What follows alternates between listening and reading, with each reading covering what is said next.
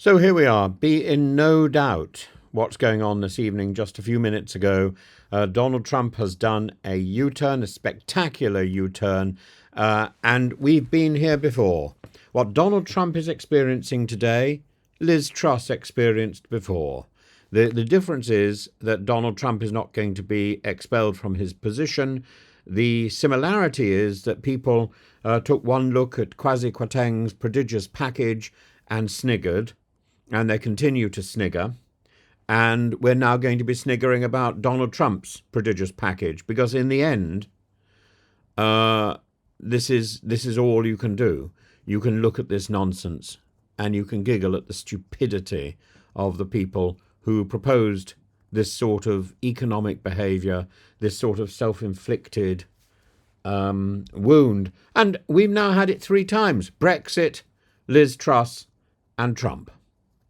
So there are political U-turns, and then there's this. It's a shame that we haven't done a U-turn on Brexit, but the noises which Rachel Reeves was making this morning suggest that we're now looking for a closer alliance with Europe, and I think that has now been said, and in all but formal reversal, we are now sailing into the harbour of Calais.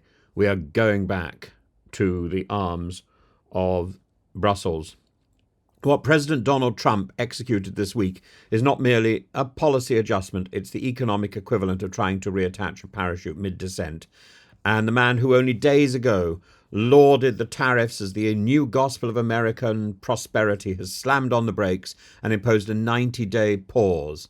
From a full-throated 46% tariff shock on countries like Vietnam to a sudden universal 10% tariff with punitive 125% aimed solely at China and nothing aimed at Russia, the shift is nothing short of vertiginous. The rest of the world barely had time to unroll its retaliatory playbooks before the Trump administration has spun on its heel and declared this climb down not a retreat, but quite preposterously a strategic masterstroke.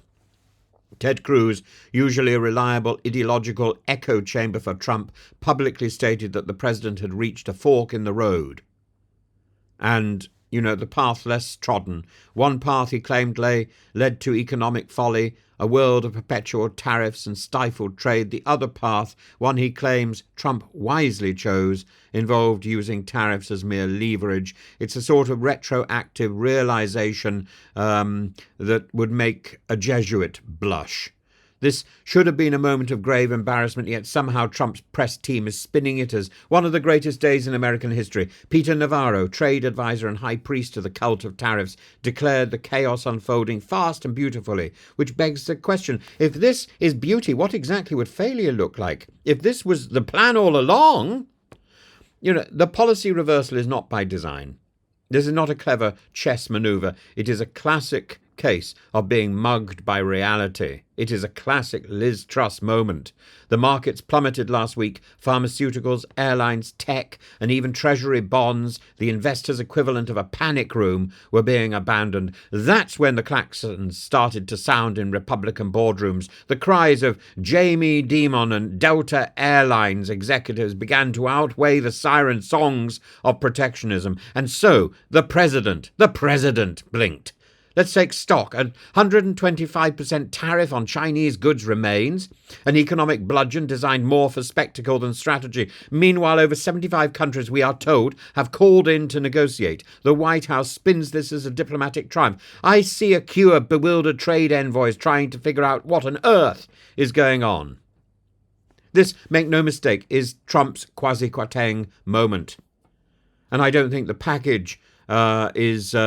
I think the package is slowly dripping down his leg from the reverse. Recall how Britain's then Chancellor delivered a prodigious economic package, and everybody was told, look at his package, debt-fueled and ideology-laden that triggered a market revolt in his own political obliteration. People laughed at KWATENG's audacity. Today they laugh at Trump's instability, and both administrations have been caught intoxicated by their own stupid rhetoric. Both were convinced that ideological purity could conquer economic gravity, reality. Both found themselves, metaphorically speaking, naked on the trading floor, trousers round their ankles, forced to reach for a towel of realism. And here's the twist. Trump will, of course, claim victory. He already is claiming victory. The soaring Nasdaq and the rebounding S&P are being paraded as proof that his plan worked. And this is classic post hoc rationalization. The markets are not cheering the tariffs, they're cheering their partial demise. What we witnessed was not a triumph of doctrine. It was a crisis narrowly averted. The tragedy, or perhaps the farce, lies in the White House's insistence that this was always the plan. Treasury Secretary Scott Bessent declared that the 90-day pause had nothing to do with the market crash, while standing next to the tickers that looked like an Alpine rescue mission. Meanwhile, Press Secretary Caroline Leavitt assured us that the media had simply misunderstood the president. Apparently, we are to believe that Trump's vision of a tariff-funded government, yes, he did say that, was not an anachronistic lunacy, but bold economic futurism. Even Rachel Reeves in the UK, not known for her flamboyance, couldn't resist a dig, offering Britain as the new bastion of economic stability while the US went haywire. In sum, Trump has effectively announced a policy, rescinded it, then claimed the retreat as proof of success. It is as though a fireman set his own building ablaze and then was given a medal for turning on the sprinklers. What happens after 90 days is unclear. Perhaps the pause becomes permanent. Perhaps the whole edifice collapses again. But what is certain is that we've seen the limits of economic fantasy collide with financial reality, and the result is a humiliation that even Trump's ego may struggle to absorb. This was not the art of the deal. This was the theatre of the absurd.